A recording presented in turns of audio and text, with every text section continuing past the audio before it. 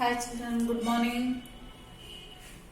Today I am taking social science class for 8th standard students.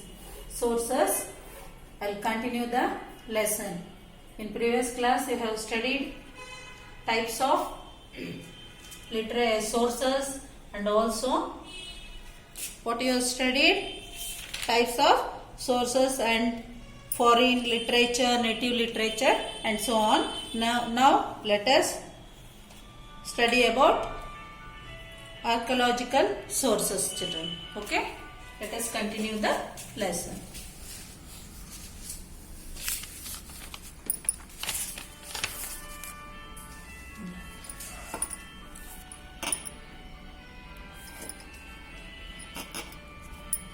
Archaeological sources are divided into 4 types: inscriptions, coins, monuments and other ruins. Archaeological sources are available not only on the surface of the earth but are hidden deep in the earth. I told you archaeological sources are, these inscriptions are not only found on the surface of the earth but it is hidden in the depth of the earth also. I told in last class I have done till here. Now let us come to inscriptions. Inscription means engraved writing. Inscriptions are written on stones, rocks, metal, ivory, terracotta and other materials that last longer. Inscriptions are more reliable as this way of direct relationship with then events. Inscriptions ಅಂದರೆ ಕೆತ್ತನೆಗಳನ್ನ ಮಾಡಿರ್ತಾರೆ.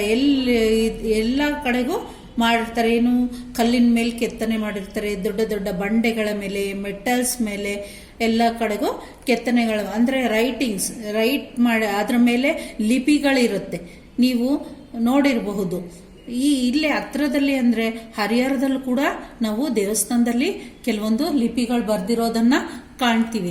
ನೀವು suppose ಇಲ್ಲಿ ಹತ್ರ ಅಲ್ವಾ, ಯಾವಾಗಾದ್ರೂ ಹರಿಹರಕ್ಕೆ ಹೋಗಿರ್ತೀರಲ್ಲ, ಅವಾಗ ಹರಿಹರೇಶ್ವರ ದೇವಸ್ಥಾನದಲ್ಲಿ ಕೂಡ ಈ ಲಿಪಿಗಳನ್ನ ನೋಡುವುದು. ಹಾಗೆ ಬೇಲೂರು, ಹಳೇಬೀಡು ಎಲ್ಲ ಕಡೆಗೂ ಈ ಲಿಪಿಗಳು ಇದೆ. ಇದನ್ನ ನೋಡ್ಬೋದು. ಇದಕ್ಕೆ ಇನ್ಸ್ಕ್ರಿಪ್ಷನ್ಸ್ ಅಂತ ಕರಿತೀವಿ.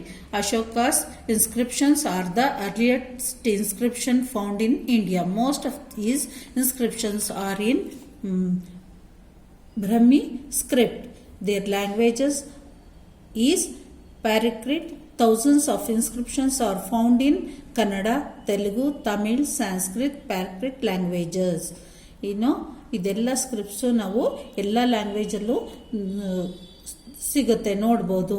ಸಮುದ್ರಗುಪ್ತಸ್ ಅಲಹಾಬಾದ್ ಪಿಲ್ಲರ್ ಇನ್ಸ್ಕ್ರಿಪ್ಷನ್, ಇಮ್ಮಡಿ ಪುಲಿಕೇಶಿಸ್ ಹೈವಳೆ ಇನ್ಸ್ಕ್ರಿಪ್ಷನ್, ಕಾರ್ವೆಲಿಸ್ ಅತಿ ಗುಂಪಾ inscriptions and other inscription pottery, the military achievements of then rulers.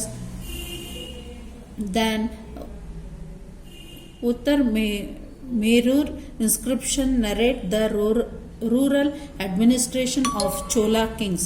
Apart from this, many political, social and cultural, economical and educational, religious aspects are reflected in these inscriptions. ಇದೆಲ್ಲ inscriptions ನಾವು ನೋಡ್ಬೋದು. Next come to the coins. Coins means what? ಏನು coins ಅಂದರೆ ನಾಣ್ಯಗಳು. Though the coins are small in shape, they contain many important aspects. They are useful in understanding the geographical extent of the ruler's kingdom who minted the coins. They also aid us in knowing the language of administration, titles that the kings possess, their religion, economic conditions and other times, and metal technology in voyage of the particular kingdoms. ಏನಾಗಿದೆ ಅಂದರೆ ಈ coins ಸುಮ್ಮನೆ coins ಅಲ್ಲ. Coins ಮೇಲೆ ನೋಡಿ, ಇಲ್ಲೇ ಇದೆ ಅಲ್ಲ ಕಾಯಿನ್ಸ್, ಅದ್ರ ಮೇಲೆ ನೋಡ್ರಿ ಏನೇನೋ ಅಕ್ಷರಗಳಿದೆ, ಚಿತ್ರಗಳಿದೆ. ಇಲ್ಲಿ ನೋಡಿ, ಇಲ್ಲಿ ರಾಜ ಚಿತ್ರ ಇದೆ, ಇಲ್ಲಿ ಇದು ಬಿಲ್ಲನ್ನು ಹಿಡ್ಕೊಂಡಿರೋದು, ಆ ಥರ ಏನೇನೋ ಲಿಪಿಗಳಿದೆ. ಇಲ್ಲಿ ಯಾವುದೋ ಒಂದು ಪ್ರಾಣಿಯ ಚಿತ್ರವಿದೆ, ಹೌದಾ? ಎಲ್ಲ ಇದೆ.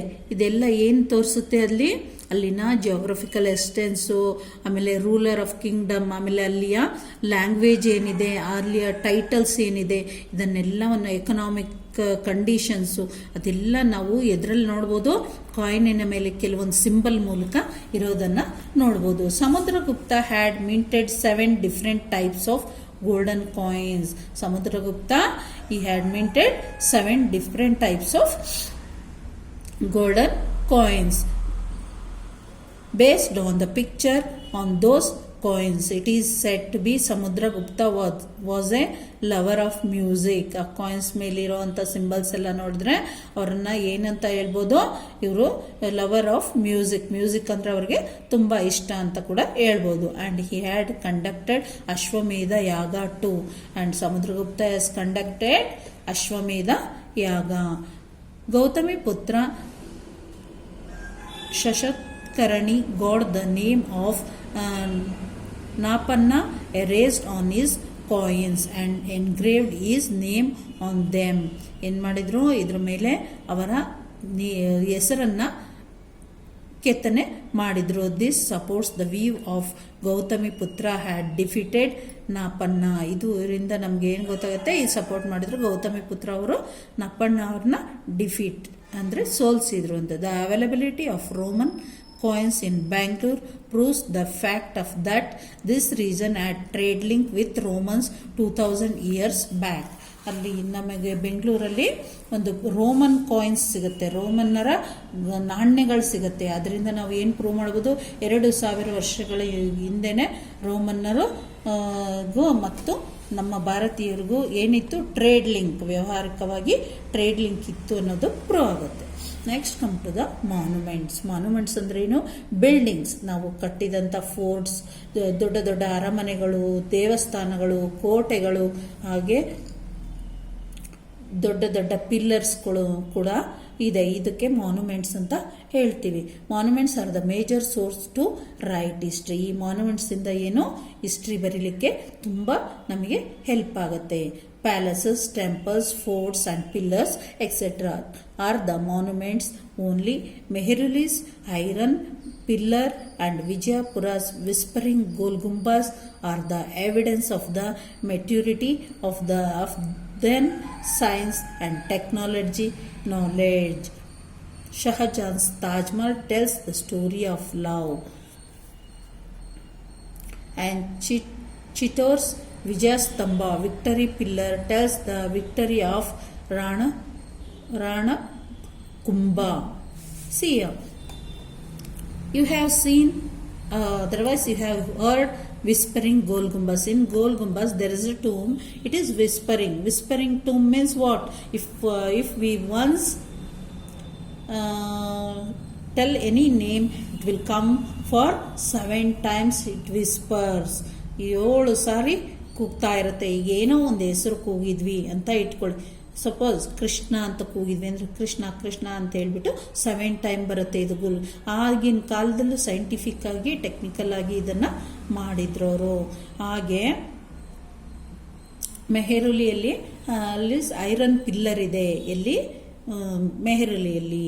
ಹಾಗೆ ನಿಮಗೆ ಗೊತ್ತಿರ್ಬೋದು, ಎಲ್ಲರಿಗೂ ಗೊತ್ತಿರೋವಂಥ ತಾಜ್ ಮಹಲ್ ಗೊತ್ತಲ್ಲ, ಅವರು ಶಹಜಾನ್ ಅವರು ಇದನ್ನು ಕಟ್ಟಿಸಿದ್ರು ಅವರ ಹೆಂಡತಿಯ ಪ್ರೀತಿಗಾಗಿ ಹಾಗೂ ನೆನಪಿಗೋಸ್ಕರ.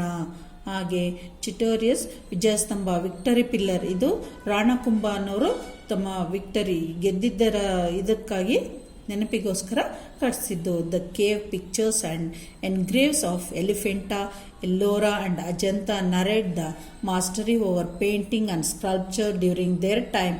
ಇನ್ ಎಲಿಫೆಂಟಾ, ಎಲ್ಲೋರಾ ಆ್ಯಂಡ್ ಅಜಂತಾ ಗುಹೆಗಳಲ್ಲಿ ನಾವು ಅಲ್ಲಿನ ಏನು ಶಿಲ್ಪಕಲೆಯನ್ನು ಮತ್ತು ಪೇಂಟಿಂಗ್ಸನ್ನು ಕೂಡ ನೋಡ್ಬೋದು. The temples of Aihole and Pattadakal explain the evolution of Indian temple architectures. And also Aihole and Pattadakal we can see the Indian temple architectures. The monuments of Nalanda and the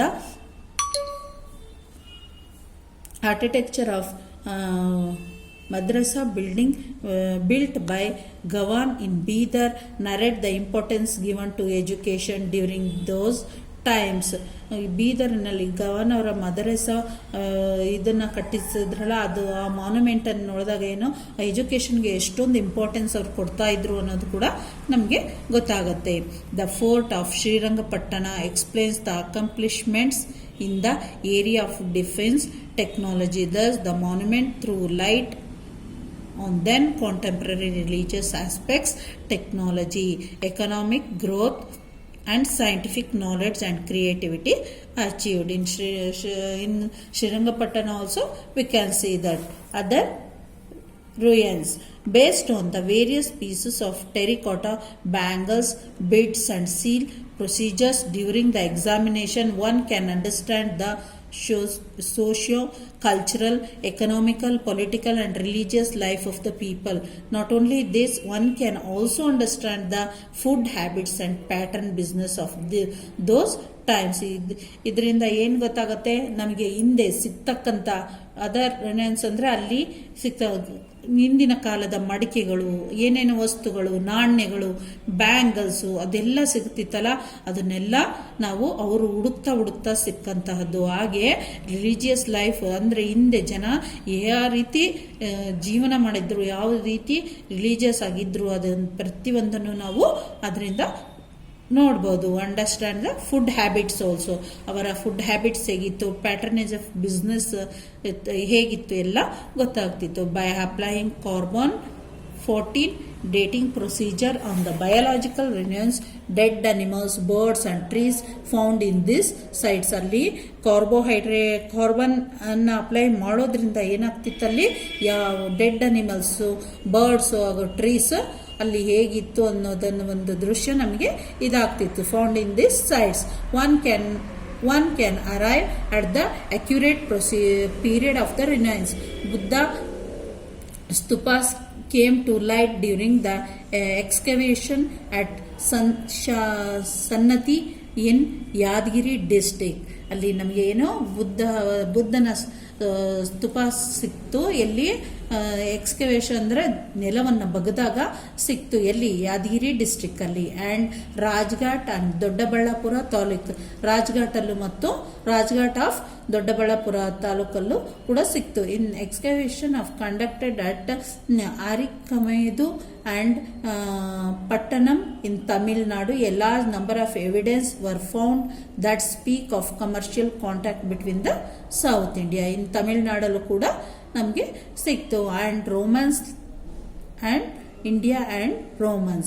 Like this, the remains found at excavations tells many things that we are lost over a period of time. ಈ ನೆಲವನ್ನು ಡೆಪ್ತಲ್ಲಿ ಬಗ್ದು ಸಿಗುವಂತಹ ವಸ್ತುಗಳಿಂದ ನಾವು ಎಷ್ಟೊಂದು ತಿಳ್ಕೊತೀವಿ ಅಂದರೆ, ಅಲ್ಲಿ ಸಿಗುವಂಥ ಇಂದಿನ ಜೀವನದ ಶೈಲಿ ಹಾಗೂ ಹಿಂದಿರುವಂಥ ಅರ್ಪನ್ಸು ಅವರೆಲ್ಲ ಇದ್ರಲ್ಲ, ಗ್ರೀಕ್ಸು ಅವರೆಲ್ಲ, ಅವರ ಇದನ್ನು ಕೂಡ ನಾವು ಇದೆಲ್ಲದರಿಂದ ತಿಳ್ಕೋಬೋದು. You should know Radio 14, radioactive carbon. This should be done only in the biological fossils. C14 ಅಂದರೆ ಕಾರ್ಬನ್ 14 ಅಂತ, ಇದು ರೇಡಿಯೋ ಆಕ್ಟಿವ್ ಕಾರ್ಬನ್ ಅಂತ. ಇದನ್ನೇನು ಬಯೋಲಾಜಿಕಲ್ ಫಾಸಿಲಲ್ಲಿ ಮಾಡ್ಬೋದು. ಅಂದರೆ trees, birds, plants and animals, ಇದಕ್ಕೆ ನಾವು ಇದು ಮಾಡ್ಬೋದು. ಇನ್ every being of C14 and C12 will be present in equal amounts. ಎಷ್ಟು? C14 ಮತ್ತು C12 ಈಕ್ವಲ್ ಅಮೌಂಟಲ್ಲಿ ಇರಬೇಕು. After the death of the living beings C12 remains constant. ಆದರೆ ಒಂದು ಪ್ರಾಣಿಗಳು ಸತ್ತಿರುತ್ತಲ್ಲ, ಅವು ಸತ್ರು ಕೂಡ ಕಾರ್ಬನ್ 12 ಹಂಗೆ ಕಾನ್ಸ್ಟೆಂಟಾಗಿ ಉಳಿದಿರುತ್ತೆ. ಆದರೆ carbon 14 starts losing it's volume. Carbon 14 ಅದು ಲಾಸ್ ಆಗ್ತಾ ಹೋಗುತ್ತೆ ತನ್ನ ವ್ಯಾಲ್ಯೂಮನ್ನು, ಆದರೆ ಕಾರ್ಬನ್ 12 ಏನು ಕಾನ್ಸ್ಟೆಂಟ್ ಆಗಿ ರಿಮೇನ್ ಆಗಿರುತ್ತೆ. It losses of C14 by 5700 years. ಅದರಲ್ಲಿ C14 ಎಷ್ಟು? ಅರ್ಧಕ್ಕರ್ಧ ಲಾಸು ಆಗೋಗಿರುತ್ತದು ಅಂದರೆ ಕರಗೋಗಿರುತ್ತೆ. One can estimate the levels of C12 and C14. One can estimate the accurate age of fossils. Fossils which are 10,000 years old can also be identified using this carbon dating method. ಇದು C14 ಅಂದರೆ carbon dating method ಅಂತ ಕರೀತಾರೆ. ಇದನ್ನ ನಾವು ಅದಕ್ಕೆ ಹಾಕೋದ್ರಿಂದ ನಾವೇನು ಸಾವಿರಾರು ವರ್ಷಗಳ ಹಿಂದಿನ ದನ್ನೆಲ್ಲನೂ ನಾವು ಐಡೆಂಟಿಫೈ ಮಾಡ್ಬೋದು ಅಂತ ಗೊತ್ತಾಗುತ್ತೆ ಮಕ್ಕಳೇ. ಇಲ್ಲಿಗೆ ಲೆಸನ್ ಮುಗೀತು. Okay, first lesson is finished. In next class I'll give you your notes. Okay children, name the types of archaeological sources, explain the importance of coins. Thank you, bye.